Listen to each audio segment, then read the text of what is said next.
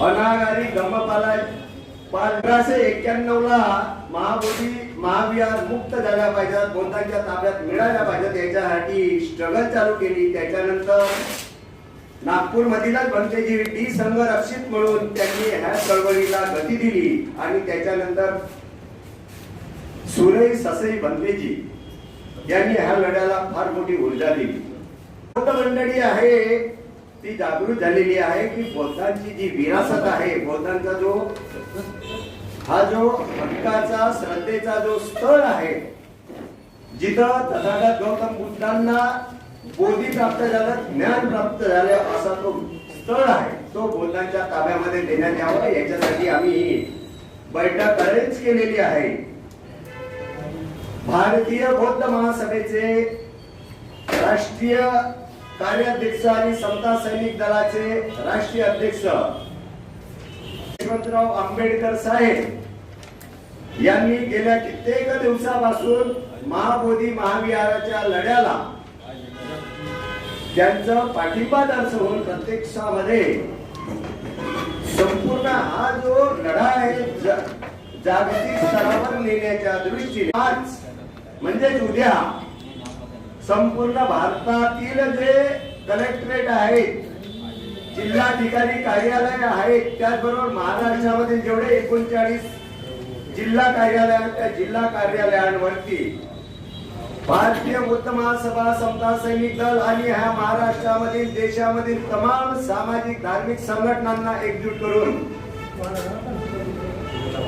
उद्याच्या जो मोर्चा आहे एक सांकेतिक राहणार आहे की आता तरी बुवा तुम्ही आमचा ह्या लढ्याला कुठेतरी विचारात घेऊन आमचे जे हक्क आहेत आम्हाला देण्यात यावे अशा पद्धतीची जी भावना आहे ती व्यक्त करण्यासाठी उद्याचा जो सांकेतिक धरणा आहे, मोर्चा आहे, शांती मार्च आहे, त्याचं आयोजन केलेलं आहे। भारतीय बौद्ध महासभा ही फक्त आयोजक आहे, बाकीचे हे सर्व आमचे बानाईचे आमचे माजी राष्ट्रीय अध्यक्ष या ठिकाणी बसलेले आहेत, इंजिनियर कुलदीपजी रामटेके साहेब, एकेकाळचे बानाईचे इथले अध्यक्ष नगराळे साहेब, प्रदीपजी नगराळे इंजिनियर हे देखील या ठिकाणी बसलेले आहेत। त्याचप्रमाणे काष्टाई संघटनेचे अध्यक्ष अरुणजी गाडे साहेब हे देखील बसलेले आहेत। रिपब्लिकन चळवळीचे जे नेते आहेत रवी भाऊजी शिंदे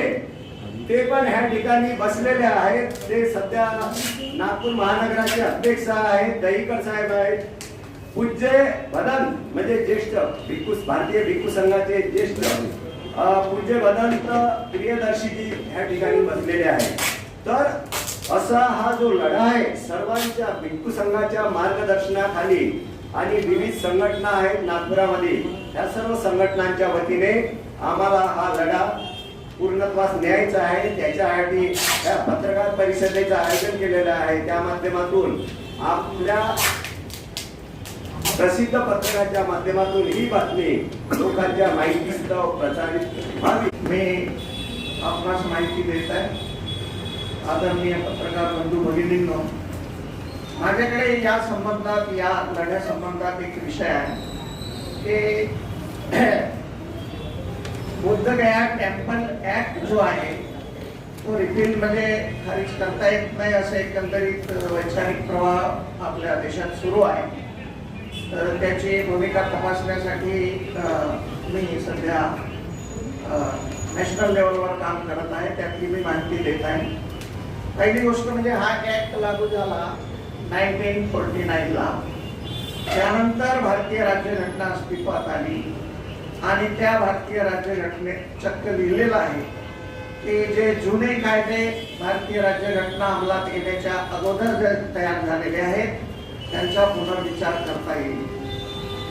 पण पहिली गोष्ट अशी की यांनी 5 हिंदू आणि 5 इतर म्हणजे बौद्ध समुदायाचे लोक 4 बौद्ध समुदाय आणि 5:4 तर हिंदू व्यवस्थापक लोकांची त्या समितीवर प्रभाव असल्यामुळे आणि मेजॉरिटी असल्यामुळे ते त्यांना करता येत नाही आणि त्यात त्यांनी IAS दर्जाचा कलेक्टर हा चेअरमॅन म्हणून नेमलेला आहे आणि ते मुळातच चुकीचं आहे। भारतीय राज्यघटनेच्या संविधानातील 309 तरतुदीप्रमाणे कलेक्टर हा केंद्र शासनाच्या सेवेत असतो, पण हा ऍक्ट बिहार पुरता मर्यादित आहे. त्यामुळे केंद्र शासनाची परवानगी घेण्याची आवश्यकता असते. या संदर्भात त्यांनी घेतल्याच्या निदर्शनास येत नाही आणि त्यांना एक्स ऑफिशियो चेअरमॅन म्हणून नेमलेला आहे. मुळातच तो मुद्दा चुकीचा आहे. कारण काय की केंद्र शासनाच्या सेवेत असलेला तर एक लक्षात घ्या बंधू भगिनींनो, ते IAS ची एक ट्रान्सफरेबल जॉब असते. म्हणजे कलेक्टर पद कायम असेल पण तो माणूस बदलू लागेल. आणि पूर्ण जगामध्ये आता मी 26 देशांच्या प्रतिनिधीशी बोललो. आपली कोणत्या दिवशी बैठक झाली? 2 ऑक्टोबर 2 मार्चला पूर्ण जगात त्या लोकांची बैठक झाली. त्या बैठकीला मी उपस्थित होतो, भीमराव आंबेडकर साहेब उपस्थित होते आणि गणवीर साहेब उपस्थित होते.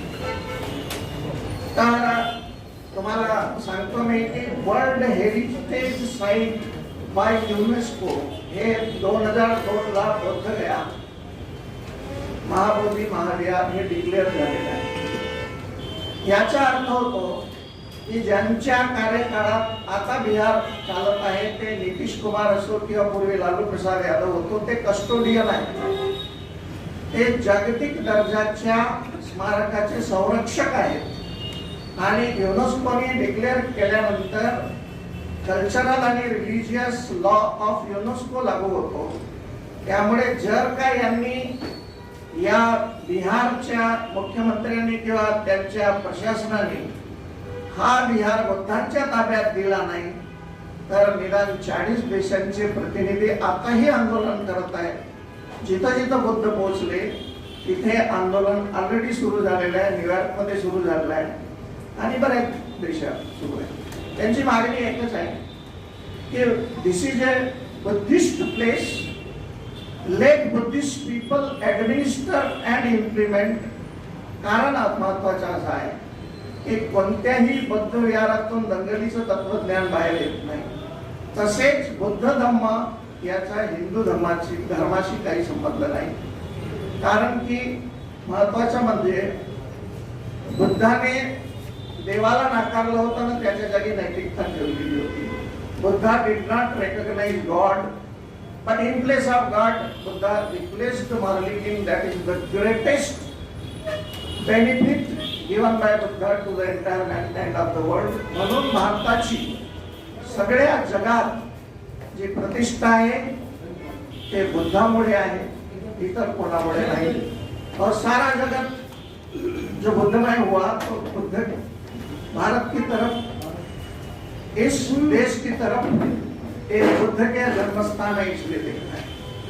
तर बिहारच्या पॉलिटिशियन्सला माझी विनंती आहे की त्यांनी जुना ऍक्ट हा बरखास्त करावा. कारण त्यातले ह्या प्रोव्हिजन आहेत ते बुद्धांच्या विरोधात आहेत. कोणत्याही हिंदू टेम्पल मध्ये बौद्धांना व्यवस्थापन मंडळावर घेतलं जात नाही. तर मग तुमचा आग्रह होता की महाबोधी महाविहाराच्या मॅनेजमेंटवर तुम्ही येता. एक तर त्यांनी स्वेच्छेने हे करायला पाहिजे होतं, पण जसं यांनी सांगितलं की महाबोधी महाविहार मुक्ती आंदोलन बऱ्याच वर्षापासून सुरू आहे, पण आम्हाला दाद मिळत नाही. आता जे आंदोलन सुरू झालेलं आहे ते आंदोलन आता बिहारच्या विधानसभेपर्यंत गेलेलं आहे आणि हे आंदोलन निरंतर सुरू राहील आणि निरंतर सुरू राहील जोपर्यंत महाबोधी महाविहार हा बुद्धांच्या ताब्यात येत नाही तोपर्यंत हे आंदोलन सुरू राहील.